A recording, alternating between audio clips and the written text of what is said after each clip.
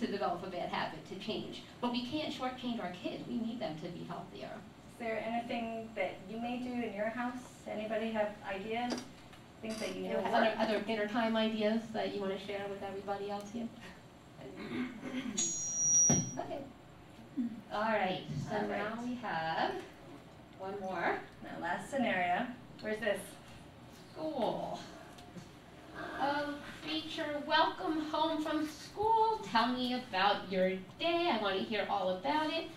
Oh, your teacher rewarded every correct answer with a Tootsie Roll today? Oh, I can see why you really liked your teacher today. That sounds like a fun day. And oh, and your friend Johnny shared his snack with you, so you got extra snack today? Oh, I can see why I see why you're so happy. Okay.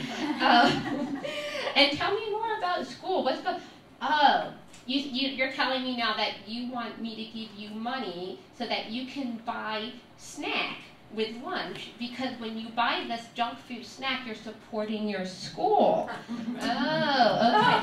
And and there's a pretzel sale again next Wednesday, and all of the money goes to support the school. Oh, and the candy sale, I have to fill out the form for the candy sale so that you can raise money for the school. All right, I understand. Oh, and you had a guest reader today? Oh, Jane's mom came and read a book to the class. That's so nice. Oh, and she brought special treat today. She brought special snack, and it wasn't even Jane's birthday. Wow, that was really nice of her mommy. Okay.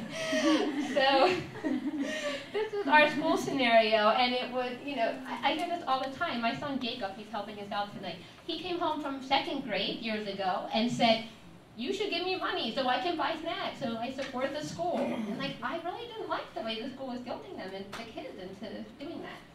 So again, food is being used not to feed hunger, but reward, right, for getting the right answer. What's wrong with check marks or stickers or just having been right? Food is emotional support, right? The parent who came to be the guest reader, the emotional support was for the child whose parent got to participate in the class, right? They don't have to buy friends by giving snacks to the whole class. And again, I'm not against birthday snacks, but it seems like we're overusing our snacks, I think. And from the emotional standpoint, from the friends, a lot of friends are very nice, and they feel that they should give people snacks that don't have them. So often that's a hidden area of where I'll find kids are actually taking in extra calories.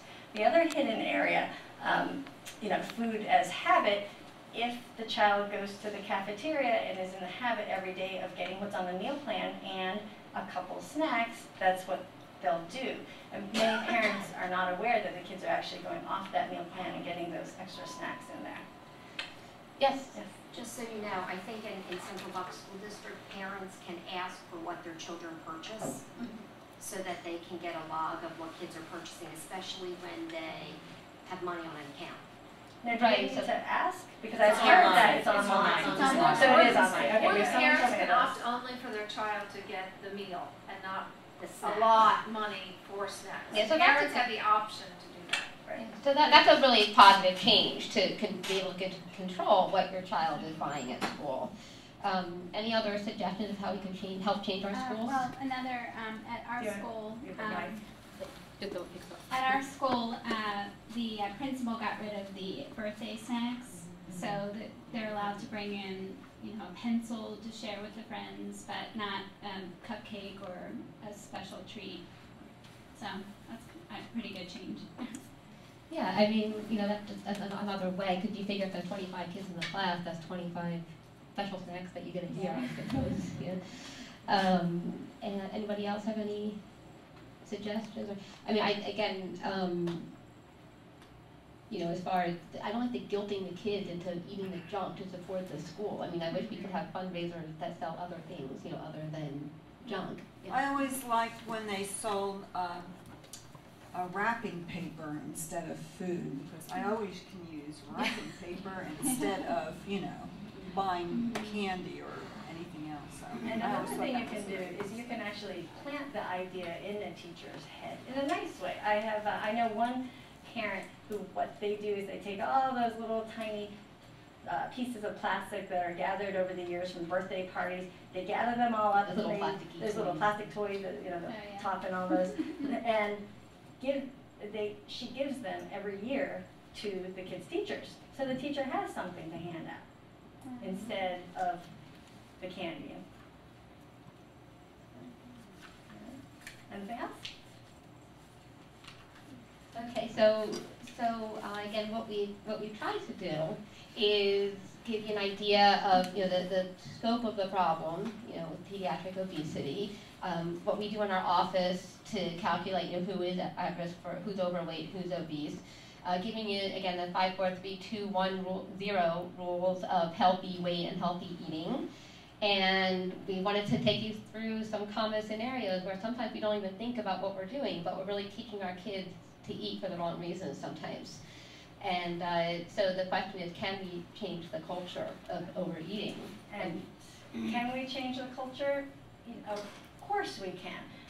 If you just reach back to when your child was a tiny baby, you can think of all the potential that was then and what you taught your children back then.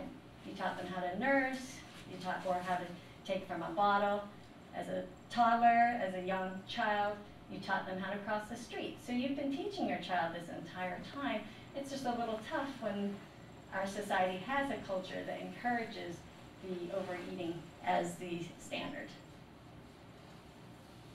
So, can you do it? Yes, we can.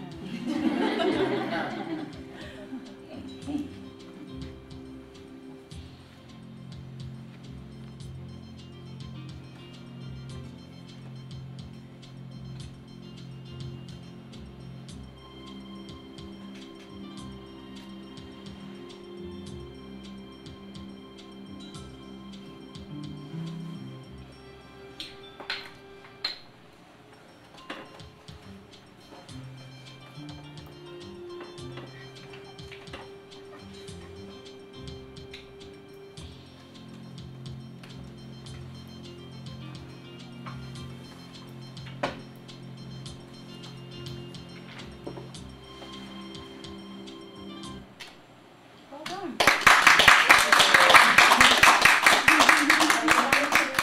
Lots and lots of time for questions because we know everybody has their individual questions. If Get her you mic. could